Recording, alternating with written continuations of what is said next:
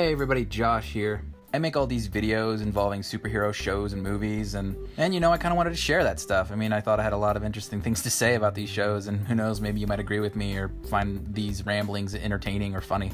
Or maybe you just want to find somebody who agrees with you. I don't know. All I know is I just had a lot to say about Infinity War, and I hope you enjoy. So let's go. Wow. Avengers Infinity War. This movie is great. Definitely go see it.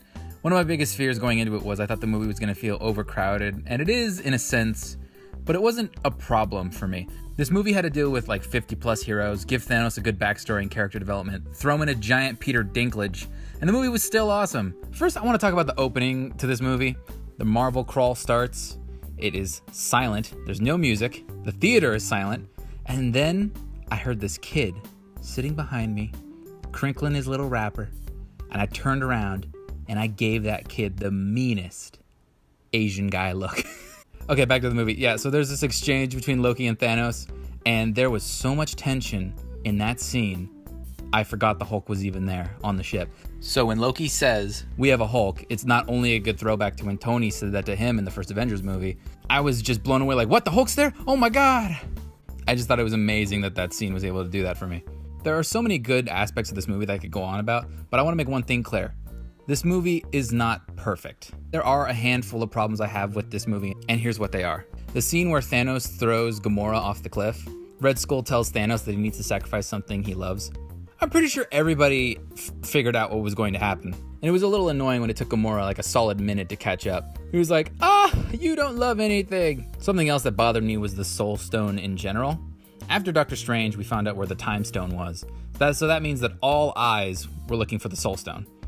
There were tons of theories. People thought it was going to show up in Thor Ragnarok, and it didn't. People thought it was going to show up in Black Panther, and it didn't. The hype was building for the reveal of the Soul Stone, and it just turns out to be on some random planet. And then Thanos doesn't even really use it in the movie. Now, I had made some predictions about who was going to die during Infinity War.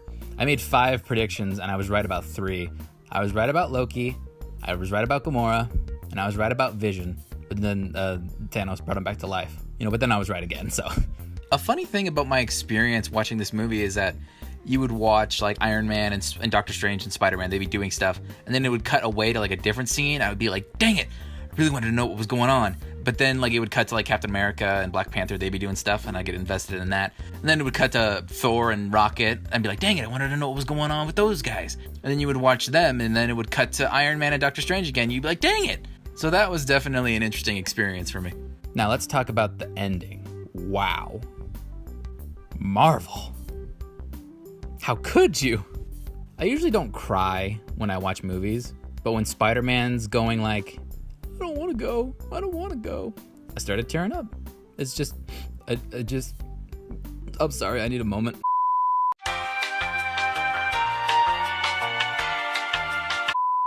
In the end credit scene, when Nick Fury drops like the thing and it starts like sending, a million thoughts went through my head.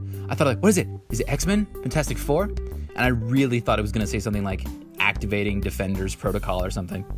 But no, we got the Captain Marvel symbol, which is pretty cool. Her movie's coming out next year. And I think something's gonna happen with her in time travel? I don't know, maybe. How cool would it be if Avengers 4 was like Back to the Future 2. You know how like Marty McFly went back in time to the same year he was in the first movie and sees himself as he was in the first movie? What if it was like that and Captain Marvel and Ant-Man have to like fix everything that went wrong? That would be amazing! That about wraps up my thoughts on Infinity War. I hope you found this video entertaining. Let me know what your thoughts are on this video. I might do more. I'm planning on doing one for the Justice League movie.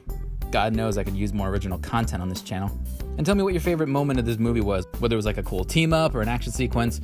I think my favorite line in this movie is when the Guardians show up and then Doctor Strange goes, "What master do you serve?" And Quill goes, "Oh, what master do I serve? What am I supposed to say? Jesus." That was it was funny. What can I say?